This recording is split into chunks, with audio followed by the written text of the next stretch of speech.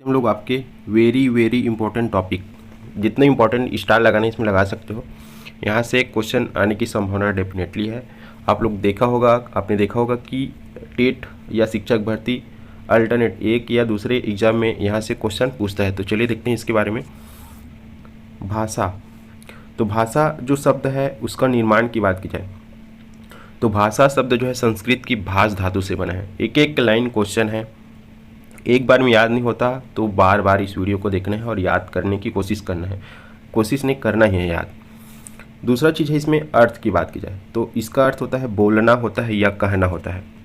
अब परिभाषा, सीधा सीधा क्वेश्चन पूछा है व्यापम के एग्जाम में। डॉक्टर श्याम सुंदर दास के अनुसार क्या है भाषा की परिभाषा?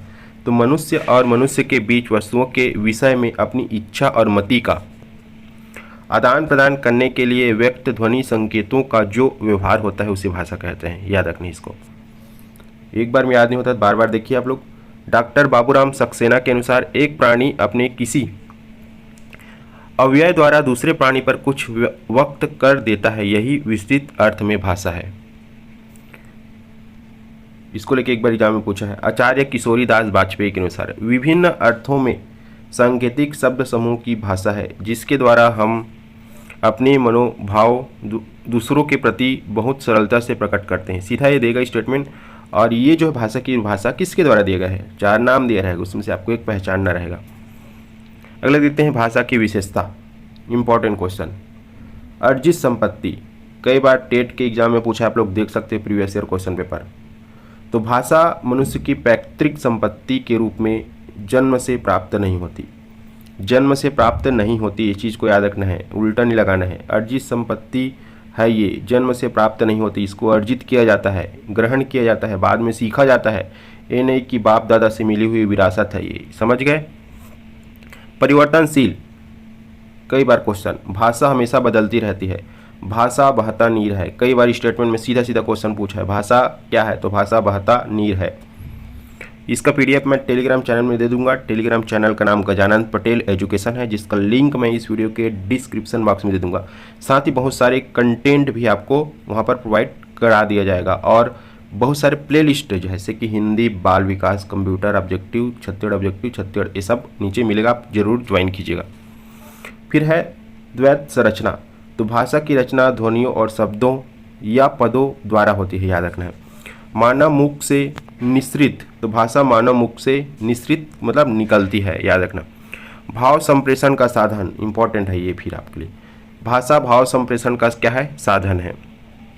अगला देखते हैं हम लोग, सार्थक एवं विश्लेषणीय ध्वनि, वे ही ध्वनियाँ भाषा के अंतर्गत आती है जो सार्थक होती है। याद रखना, कौन सी ध्वनि भाषा के अंतर्गत आएगी? जो सार्थक होगी। एक एक छोटे छोटे शब्द में आपको फंसा देगा ना, याद रखना।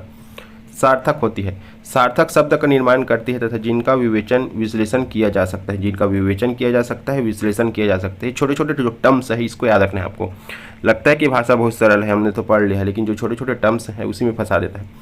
निश्चित ध्वनि रूप, भाषा की आवृत्ति होते हैं, इस कारण ध्वनि रूप में निश्चितता का होना जरूरी है, याद रखना, निश्चितता का होना जरूरी। पूर्ण निर्धारण अर्थ, तो याद रखना भाषा के अंतर्गत आने वाली ध्वनि का अर्थ परंपरागत होता है। अगला है सामाजिकता, भाषा का उद्भव और विकास मनुष्य की सामाजिकता फलस्वरूप है। मनुष्य की क्या है? सामाजिकता फलस्वरूप है। आपके सीडीपी में भी काम आएगा भाषा।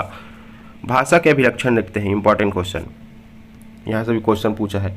निम्नलिखित में से कौन से भाषा के अभिलक्षण है या नहीं है? यादृच्छता, यादृच्छता का अर्थ है जैसी इच्छा या माना हुआ। फिर अगला है आपके सृजनात्मकता, किसी भी भाषा में शब्द प्रायः सीमित होते हैं किंतु उन्हीं के आधार पर हम अपनी आवश्यकता अनुसार सादृश्य या समान के आधार पर नित्य नए असीमित वाक्यों का सृजन निर्माण करते हैं, सृजनात्मकता। अनुकरण ग्राह्यता, भाषा के अभिलक्षण में यह कि मानव भाषा अनुकरण द्वारा सीखी या ग्रहण की जाती है, जिसको हमने देखा था संपत्ति नहीं है ये, अनुकरण द्वारा सीखी या ग्रहण की जाती है। कि छोटे छोटे पॉइंट को याद रखना है, बार बार देखिए वीडियो अगर याद नहीं हो रहा है तो। परिवर्तनशीलता, मानव भाषा परिवर्तनशील है, बहता नीर जिसको अभी हमने देखा था। भाषा के प्रमुख कार्य क्या है? तो संप्रेषण संबंधी कार्य है, सभ्यता और संस्कृति को जोड़ने संबंधी कार्य है, ध्यान आकर्षित करने से संबंधित कार्य है, सूचनाओं का आदान प्रदान करने से संबंधित कार्य है, भावनाओं को व्यक्त करने से संबंधित कार्य है, भाषा और बोली के द्वारा नियंत्रित करना ये भी एक कार्य है इसका, व्यक्तित्व का ज्ञान होना, मनोरंजन के लिए भाषा का प्रयोग करना। ये इस प्रकार है भाषा का। तो थैंक यू आप सभी का। वीडियो को क्या कीजिए, लाइक कीजिए, चैनल को सब्सक्राइब कीजिए और कृपया करके दोस्तों में ज़्यादा से ज़्यादा शेयर कीजिए। और इसका PDF टेलीग्राम में मिलेगा, जो कि मैं बता चुका हूँ। Thank you.